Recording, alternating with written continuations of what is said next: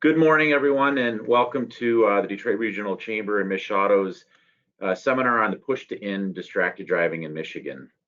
We've had a lot of people working on this issue for several years now, and we're starting to come to a culmination of things.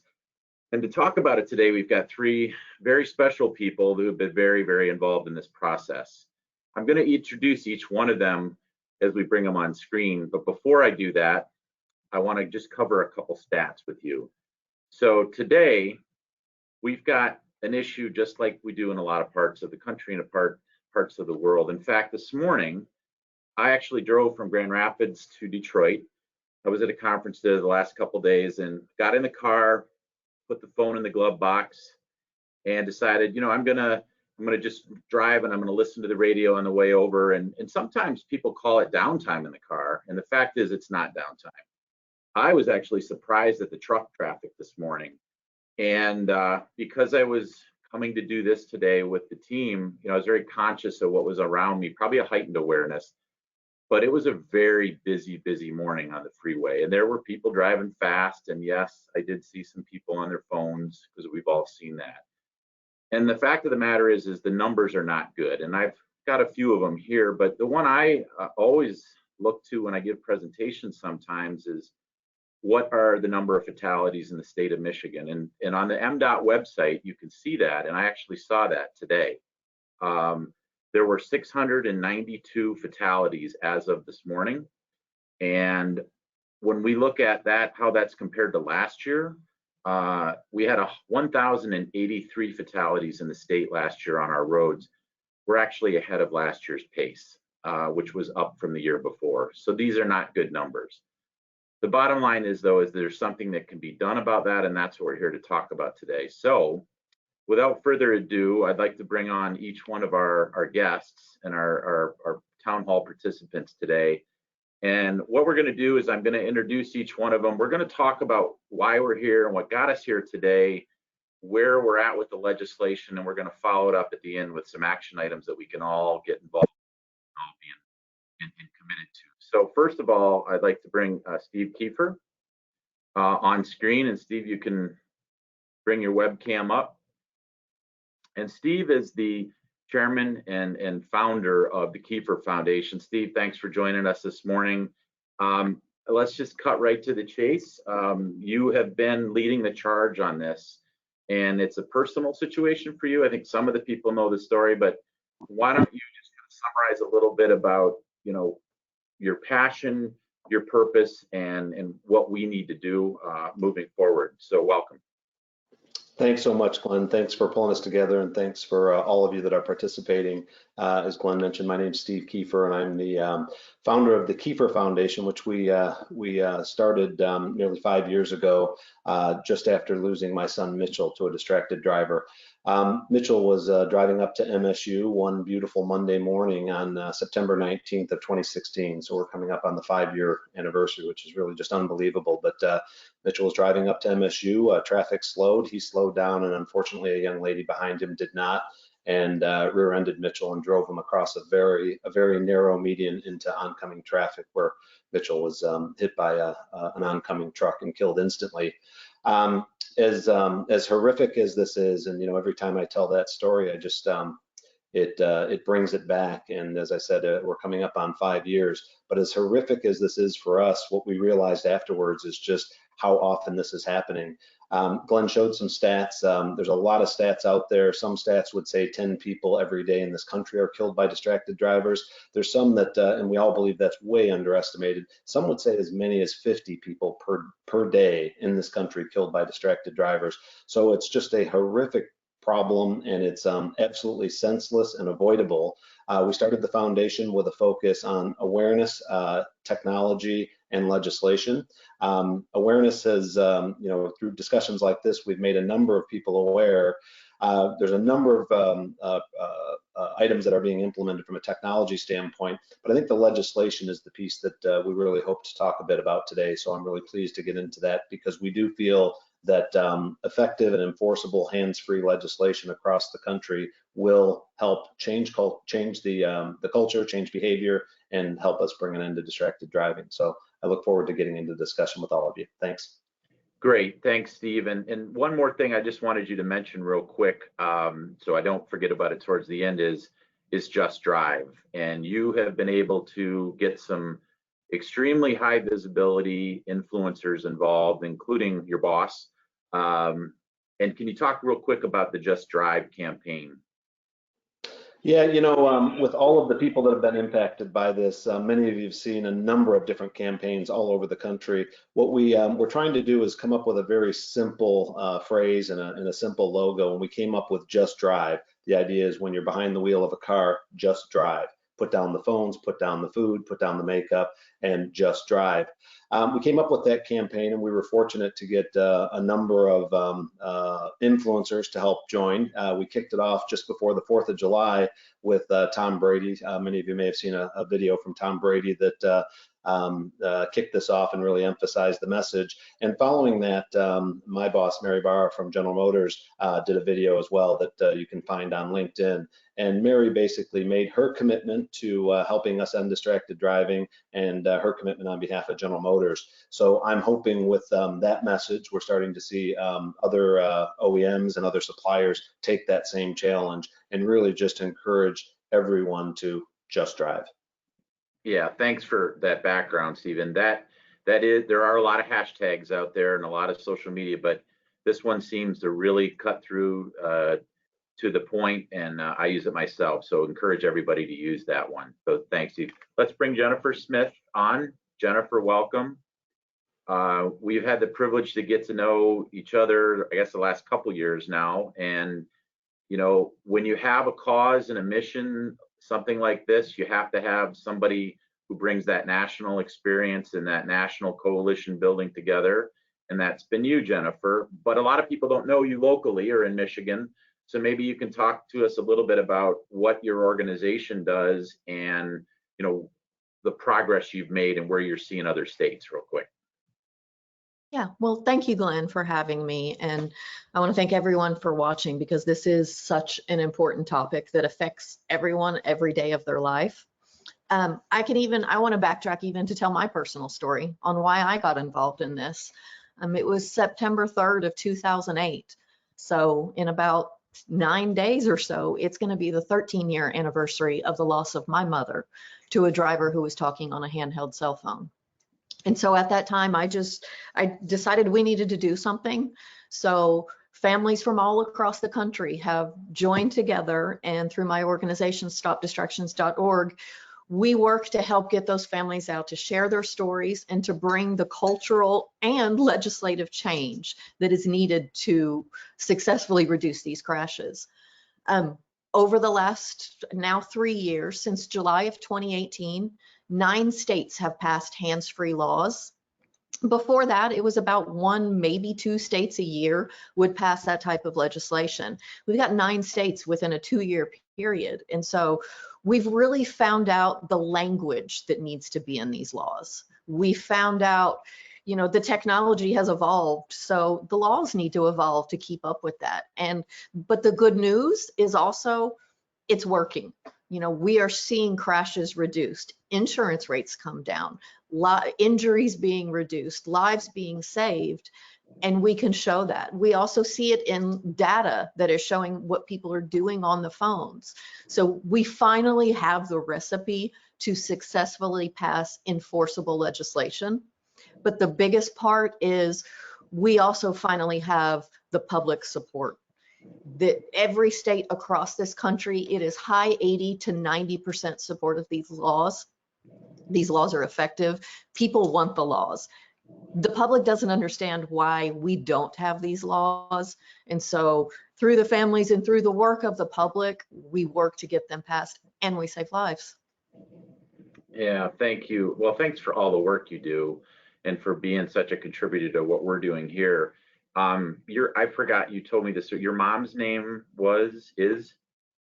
Linda Doyle. She Linda. was 61 years old. Right. So, and I put you on the spot there a little bit. I apologize for that, but I think it's important because they're not numbers. These are names. And we talk about people that we know. When 2 people just spoke, that have had this impact directly in their lives. But my guess is that most of the people on the line today either know somebody or have a relative or have an acquaintance of a friend who was either killed or hurt in a distracted driving. And what we don't want is we don't want you to know anybody else in the future. That's the goal here. And so thank you for personalizing it, Jen. Thanks for so much for everything you do for us.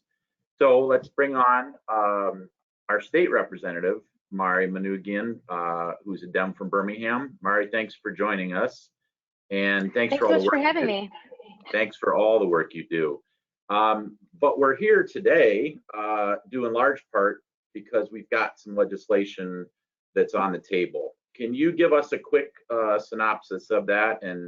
And also, there's personal passion, I'm sure, driving you here too. We know what kind of legislator you are, and we know you're a strong voice, but talk to us about that too. Sure, absolutely. So I'll talk a little bit about the legislation, and then I can talk a little bit about why this is something I'm super concerned about and was more than happy to get behind after having some discussions about why this is so important. So first of all, we have 3 bills before the Michigan House of Representatives right now regarding distracted driving. We consider them a bill package because they need to be enacted together to have them make any level of sense. And so those bills are 4277, 4278 and 4279. And they do exactly what Mr. Kiefer was explaining earlier when he introduced himself, which is create real hands-free legislation in the state of Michigan.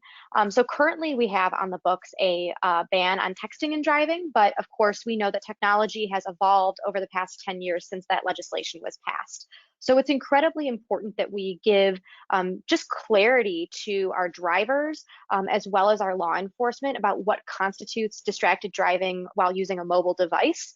So that way folks understand exactly what they can be pulled over for and what really, what really does constitute distracted driving using a handheld mobile device. And so that was something that was super important. Right now, there's a complete ban on using a mobile device if you're on a learner's permit or in the graduated license system as we have it in Michigan. But this would apply to all drivers. So you would have to use a hands-free device, whether it's built into the car itself or is something where you can mount the device. But this is just to make sure that the device is not in your hand while you're operating the motor vehicle. It's really, really important that we're, keeping both our hands on the steering wheel and our focus and attention is paid to driving and not the device in our hands. And for me, I think, first of all, being a rather young member of the legislature, I know a lot of folks put emphasis on young drivers being the ones who are constantly on their phones, but the data bears out that, all drivers are distracted by their cell phones. Having a device in your cup holder or in your car, or even like in your hand or in your lap, and having it go off or buzz or ding in any of that way, clearly the phone is designed to get your attention when somebody sends you a message. And so, of course, for a split second, your eyes can be taken off the road and looking down. And so, for us, we're really, passionate about this issue, especially in my district. The number, as Jennifer was saying, the number of people when we bring this up at a coffee hour, bring this up in a town hall, that this is the legislation we're working on. So many families have said, oh my God, my kid, almost got into an accident, or I was rear-ended by somebody who was texting and driving. And while they may not have been killed or seriously injured, that's a huge problem. It's a huge, you can look at the number of accidents that happen regularly. And of course, the numbers around death and injury are horrible and very, very sad. But even looking at overall crashes due to distracted driving, those numbers are astronomical. It's really important that we're able to bring those down. And from a personal passion standpoint, obviously, you've probably got some friends or some people. And the other thing, well, I'll let you answer that first. I had a follow-up too. Yeah, I would just say that I think, everybody, as you were sort of saying on your way from Grand Rapids back to Detroit, I drive to Lansing 3 days a week, typically during the year. The number of people I see driving distracted on their way on the expressway, whether it's on 696 or on 96, it's insane. Like, I don't understand how you can be driving a vehicle at 70 miles an hour or speeding and being on your cell phone and thinking that that's something that's safe. And so, that to me is really concerning. And while I, am grateful that I haven't seen, you know, a ton of accidents on my way to and from Lansing.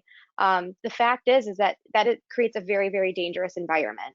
And furthermore, you know, when we want to see more repairs to our infrastructure, particularly our roads, the number of crews we're going to have out working on our roads, where people need to be slowing down and being focused on what's the task at hand, we really need to make sure we enact the legislation, especially given the fact that we're going to be doing some significant work on our infrastructure. Yeah, that's a really good point. And as I ask this question, it's kind of for everybody. Why doesn't everybody join back on with their cameras? Jennifer and Steve, we can kind of open it up here for a little bit. But a lot of these accidents are not drivers, they're pedestrians. And you touched on the construction workers, but there's a lot of other types of people, bicyclists and things like this. Jennifer, you probably know some of the stats better than I do with regards, but the pedestrians are a big issue too, right? Yeah, pedestrian fatalities are at their highest level that they've been in decades. Bicyclist fatalities as well. But we're also seeing, like you said, the DOT crews. We're seeing major accidents with them, as well as law enforcement. Their lives are being taken on the side of the road when they're doing stops, protecting a crash scene or something similar to that. Everyone is in danger. I mean, if you really look at it, you could be sitting inside your home or your office and cars fly into the buildings now because drivers were distracted. You're virtually not safe anywhere. Yeah, you know, speaking of the drive, and Mara, you're right. You haven't had that accident or seen that accident or been, but how many potential ones you've seen, right? I on the way over to Grand Rapids the other night, there's a lot of construction as you go into downtown Grand Rapids, and a woman had broken down and had stepped out of her car. She was standing a good 5 or 6 feet on the freeway, and I saw her, and others did, but it wouldn't have taken much for somebody to be glancing at a phone to not see her step out, and that would have been it.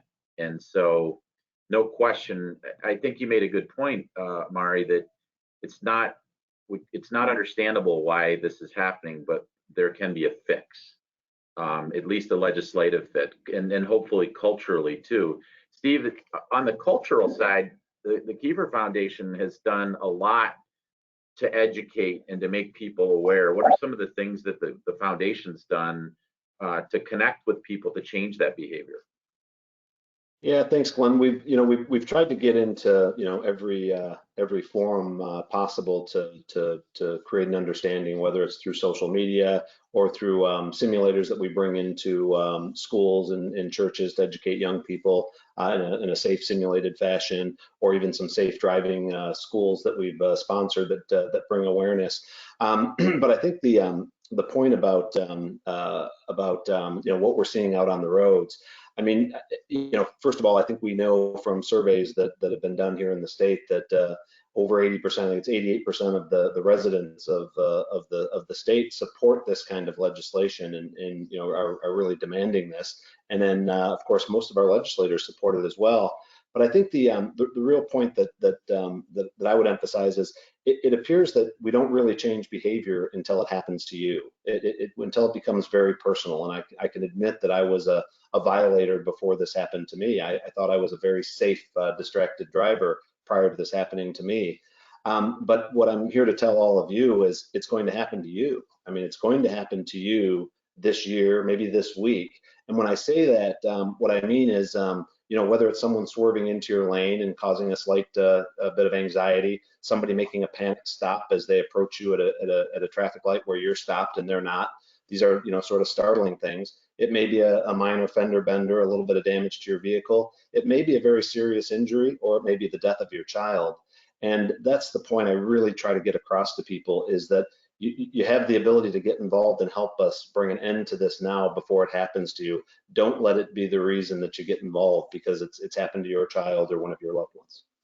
Right. Mari, maybe we could back up just a little bit about where we're at. I think a lot of people, you mentioned it, but technically, legally, you can not text and drive in Michigan, but you can Instagram or do whatever else you want to do, right?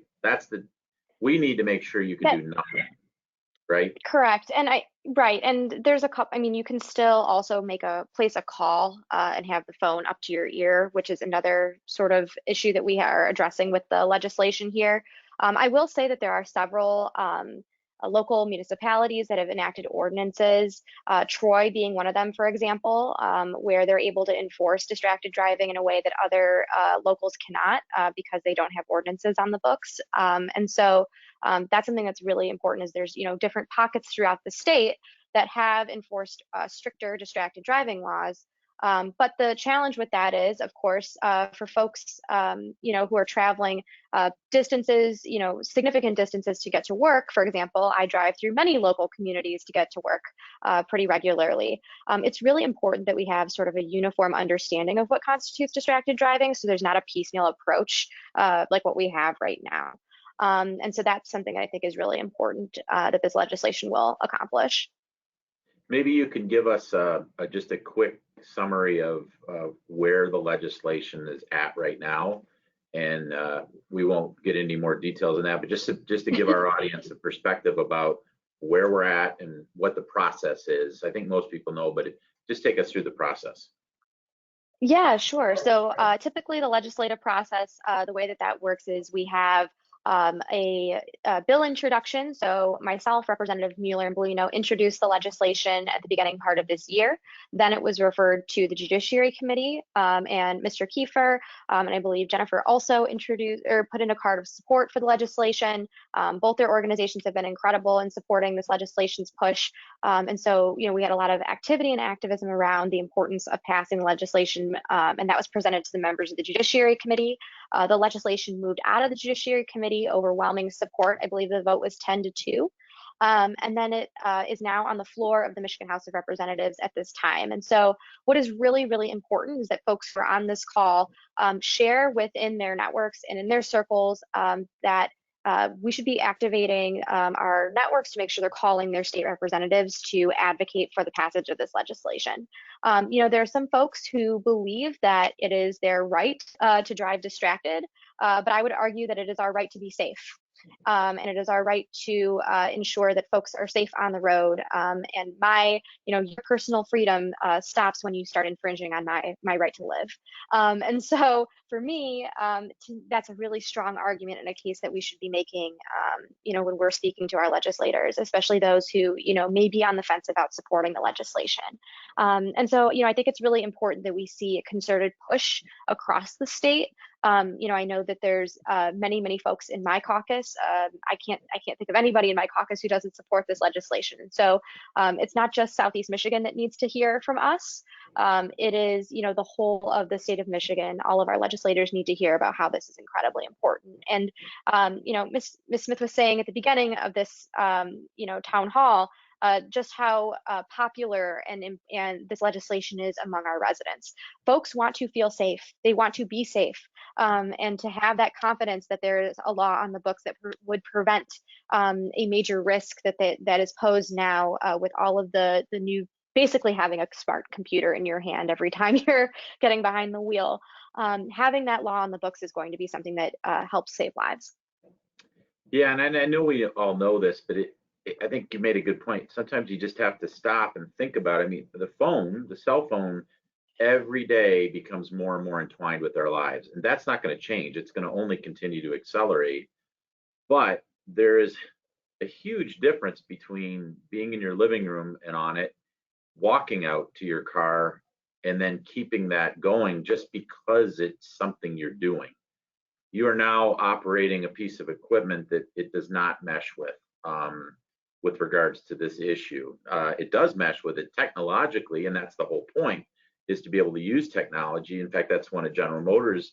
General Motors is, with regards to their mission, zero distractions or zero accidents is a big part of it, right, Steve?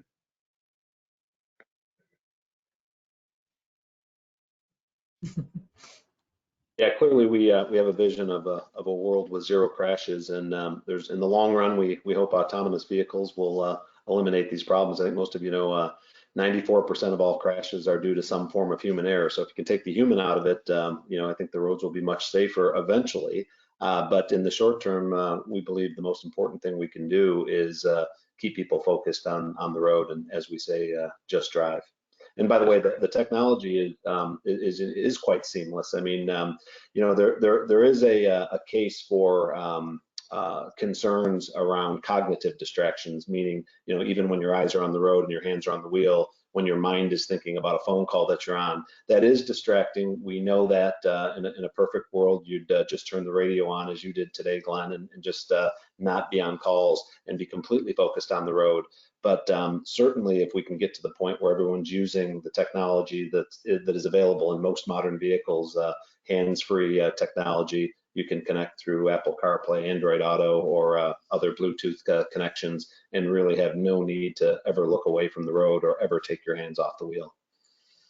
Yeah, If there's a point I can add to that, you know, please. I think to the point that you were making, and this is sort of not just for this legislation, but for all legislation, no bill is the silver bullet to curing everything and being perfect. But this legislation would be a huge step forward from what we currently have. You know, and I think that there's been, you know, many sort of straw man arguments against the legislation that sort of say exactly what Steve was saying about, you know, oh, well, it doesn't really solve this. And what if you're brushing your hair? What if you have a dog in your lap? What do you have? I mean, but really at the end of the day, this is a massive step forward to keeping our roads safe. And, you know, again, not all bills are a silver bullet to every problem, and they're not going to solve everything. But this is a huge step forward keeping drivers and pedestrians safe, and bicyclists. There's also a lot of misconceptions about the legislation. I mean, the fact of the matter is, we're making a distracted driving step, taking one thing out of people's hands literally. It doesn't mean you can't do other things in your vehicle at the same time you're driving, because people do, right? But you're not to be on the phone, and you're not to be using that technology. Jennifer, how has this turned out? If you got some preliminary data and what's going on in other states? What have we seen? What's the results? Well, I want to backtrack even on that to talk about like the process in other states, because it's very similar to what's happening in Michigan. But first, even backtracking to that, the why this is so important now. During the pandemic and our lockdowns, our addiction to our phones was accelerated. People that weren't using their phones behind the wheel are. You've seen all the news story. There's not legislators in Michigan that I've seen, but there are legislators conducting meetings over Zoom while driving. You know, there's many people doing these things, and the way we're using our phones have changed. We're not talking on the phone, and we're really not texting each other. People are on social media. They're using different apps, and they're on, you know, if you tell a teen they have to use hands-free, they don't make phone calls. They FaceTime each other, and they're doing this while driving. And so that's why this is all the more important, that this bill gets the phone out of the driver's hands, which then makes it enforceable. It doesn't matter what you were doing. It doesn't matter anything. If it's in your hand, you're in violation. So it's very clear and easily understood. So then going through the process, I see you guys are kind of stuck where we usually are in every state. And to me, just my opinion is it's just the lawmakers are not quite up to the same speed that the public is. They don't realize how much the public is in support of this and wants these laws because they don't feel safe. A lot of them also, they know they have a problem. They know they use their phone too much while driving, and they want the law to pass to make them stop. And you see this in these states where these laws have passed. I've seen video from Minnesota, Georgia, you name it, the state that passes it. When the day the law goes into effect, the police have the media go do ride-alongs with them when they stop people and give them citations. The people, when the police officer comes to the window, they're saying, thank you for the citation. Like, this is such a great law. What took you so long to pass it? Now, of course, they're violating it, but that is where it is a hard habit to break. But people appreciate the law. There is not a backlash. The legislators that are sponsoring these bills in other states are being flooded with awards. Their campaign donations are going up. Like, they're saving lives with what they're doing, and the people appreciate that. We're seeing telematics data showing that since COVID, people are on their phone with non-call device use behind the wheel up to 50% more than they were in 2019. But in states where we're seeing these laws enacted, the day the law goes into effect, we're seeing that use on the telematics data drop by over 20% that first day and continue to trend downward. And another thing is law enforcement is not out to write tickets. You know, they're giving warnings. They're just trying to educate the public. We don't want any tickets written. We want to change the culture and get people off the phone. And that's the thing, is people want to get off the phone. So the law is really the best solution. And then my last part, when you go to kids in driving schools and you tell them about distracted driving, if you happen to be in a state where it's not, you know, illegal, they say, well, if it was so bad, why isn't it illegal? Drunk driving is. Why is this, if this is just as dangerous? It's killing people, they're losing friends, but it's not illegal. That's really hard for them to grasp. So it takes us all. Yeah, and you bring up a good point there. I've heard this and I've seen it because I've seen the cars weaving in front of me and come up alongside of it, and sure enough, it's a phone. It's not a drunk driver. At least that's what it appears to be. But aren't there statistics, and this is for all the group, that show that distracted driving is actually can be worse from a reflex perspective than being under the influence? I think I've heard that. Yeah, David Strayer at the University of Utah did research way back in the early 2000s that showed even talking on a phone hands-free was comparable to a 0.08 blood alcohol driver. Texting was a 27% increase when a drunk driver is about, you know, a 4 to 8-fold increase. And so you got to think people on social media and on their apps, like, I don't even know what the increase would be in that. And the other thing is, people, when you say a no texting law, they take that word literally, and they will drive down the road and say, oh, but I'm not texting. They're on Instagram or they're filming TikTok videos. And, you know, it's pervasive of all ages. Yeah. Yeah, I appreciate the stats, because that's what I had heard, and I think we all know what we're talking about. It's one thing to come up to an intersection and to see somebody on it and kind of shake your head, but when you're going down 80 miles an hour in an area where you can go 80 up in northern Michigan, when you're going 55 or 65 in the metro area and you see somebody alongside you or past you, it's just, it gives you a shudder. And I don't think people really realize it, because again, it's such a pervasive point of our lives. And you make an interesting point about the Zoom calls. We all have become very accustomed to that world. We're doing it right now, but I'm amazed at how many people keep the video on when they're on a call. It just is. We're coming up against the time here, but I wanted to do two things here. First of all, let's talk about the call to action. And Mari, what can we do as citizens and people, stakeholders? Yeah, I mean, I think as citizens or as constituents, I think it's incredibly important that you give a call to your legislators, send an email, advocate for the passage of these bills. It's really, really important that my colleagues hear from all of you. Frankly, they're sick of hearing from me. And so it's really important that they hear from their constituents how important this is. And as far as stakeholders go, continue having those meetings with lawmakers.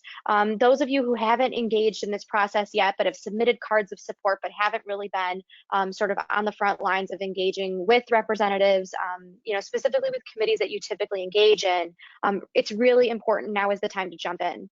We all need to be sort of holding hands together to get this thing across the finish line. It's going to take every single one of us on this call and our neighbors and our friends to get this done.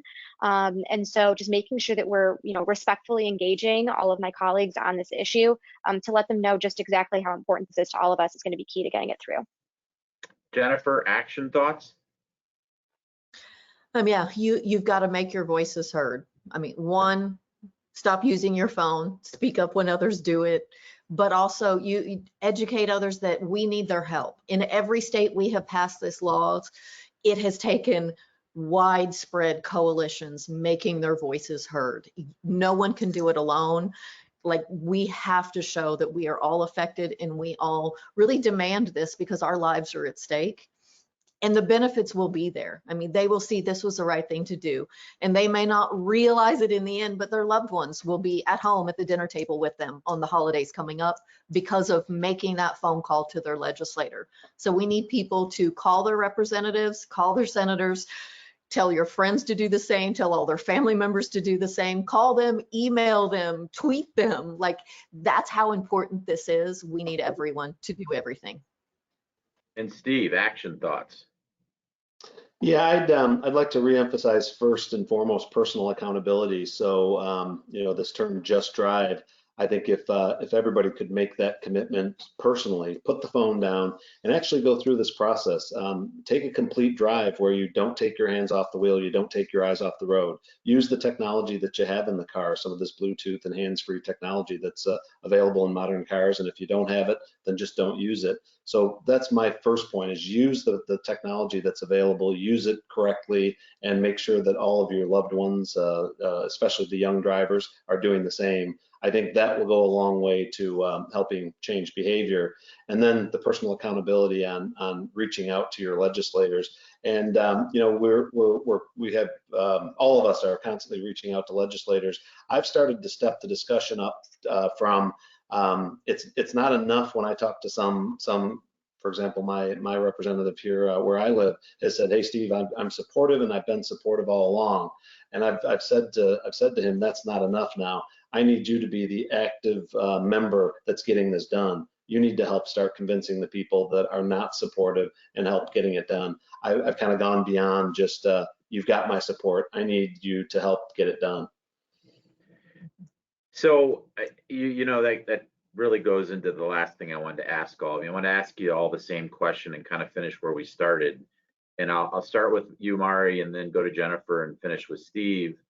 So, personal accountability, advocating, but really what it comes down to is educating and communicating, right? So if you were with a fellow legislator, in your case, Mari, or a friend or a relative or a young person or an old person, and you had the ability to just get to them one-on-one, it's almost an appeal to them to not do this anymore.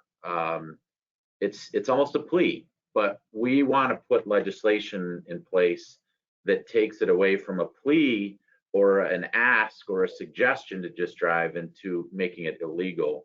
But if you were one-on-one with somebody in a room and you wanted to just really get to them, what would you say to them, Mari? I mean, the first thing I would say is, you know, this is about saving lives and it's about saving your life, but also to think about the guilt you would have if you harmed somebody else.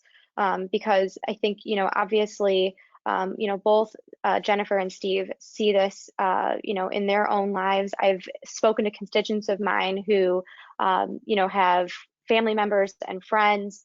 I have spoken to folks in the lobby corps in Lansing who've experienced being in a car accident themselves, and thank God they were able to walk away from it, but they were hit by a distracted driver and their car was totaled. And so it's not just obviously, you know, you want to keep yourself safe in your vehicle, but also think about living with that guilt that you did that to somebody else and harmed their family. I mean, that is a terrible thing to have to live with. And so, you know, for me, it's about all of us being a community and sticking together.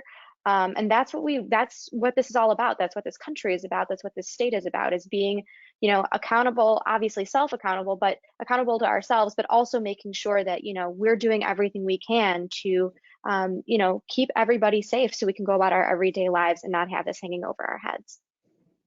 Thank you. Jennifer? Well, to even add on to what Representative Manoogian said is, I actually became friends with Christopher, who killed my mom, because he admitted what he did. He took responsibility and he began speaking out before he needed to, before we were even done with court. And what he went through, I had to call him to check on him, to make sure he was okay. My mom taught me that love and that empathy and compassion. But I would think about what it was like for him. And he would say, you know, I'm fine during the day when I'm busy, but it's late at night when I'm alone and it gets dark. Your mom is all I can think of. His community service, he had to go do at the Humane Society because my mom was the most dedicated crazy cat lady volunteer.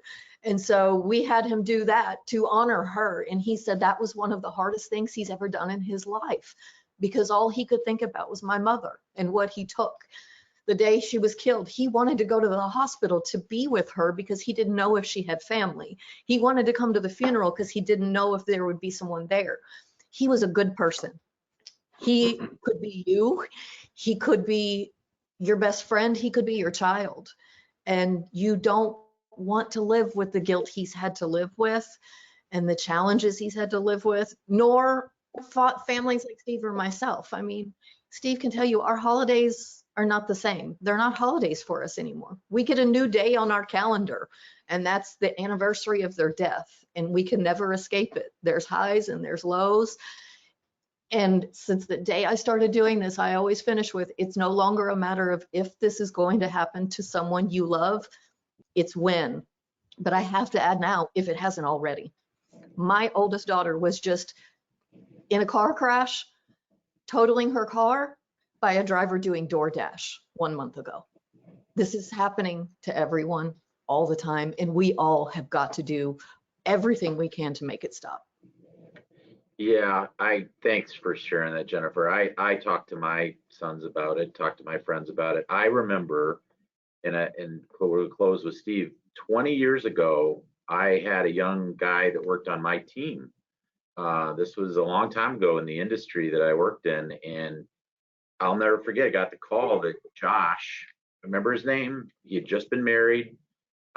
He was killed in an accident. He was on the phone. And a truck had backed up into the freeway at one of the way stations, and that was that. I'll never forget that day. I can remember Josh, and I can remember his last name. I remember his wife as clear as day, and that was a long time ago.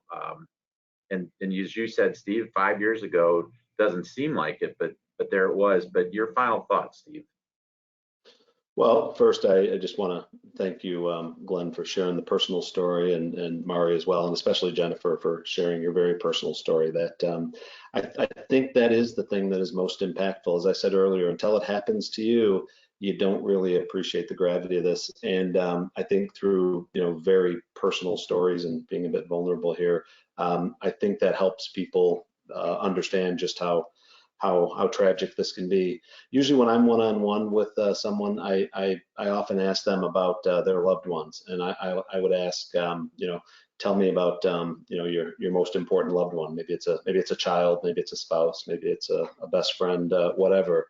And I often ask, tell me about the last time you saw them, and what were they wearing, and what did you talk about? And at the end of it, did you hug them, and did you say I love you when you said goodbye? And that usually gets people a bit emotional because you start thinking about it. And then I will always follow that with, now what if that's the last time you'll see them? Because that's what many of us are living with. And when you put it that way, if all of you can just think about, what would you do to prevent that from happening? What would you do to make that last interaction you had with your loved one not be the last interaction with your loved one? And that's the real point here is, we've got an opportunity to do some things that will save lives. It will absolutely. The data is clear. It's common sense. It's been proven. These things will save lives. And as several of us had said throughout the call, it will impact you. It will impact you maybe today, maybe this week, maybe this month, and it may be minor or it may be the ultimate in severity. And I just hate for anyone else to have to go through this. So I hope that all of you can take the message very seriously, starting with the personal accountability and your personal behavior, but really helping us get these laws passed this year, because I know we can save lives this year. Thanks, Steve. And Jennifer and Mari, thank you for joining us today. Thanks for being part of all of this coalition of people who have different reasons and different beliefs, but the bottom line is we need to get this legislation passed, and that's what we're all working on. So with that, I'll just leave you with a couple of thoughts here. Obviously, please visit the Kiefer Foundation's website and their social media. It's here for you to see. And then also Jennifer's organization, Stop Distraction It's also here for you. But the most important thing is right now, those on the line, and we'll be following this up with social media, is please talk to your legislature. Make sure that you understand where they're at. If they're not supportive of it, do everything possible. Put us in touch with all of us would be happy. Steve, Jennifer would certainly be happy to talk with them too. So with that, we'll sign off. Thanks everybody for joining us. Have a great day and just drive.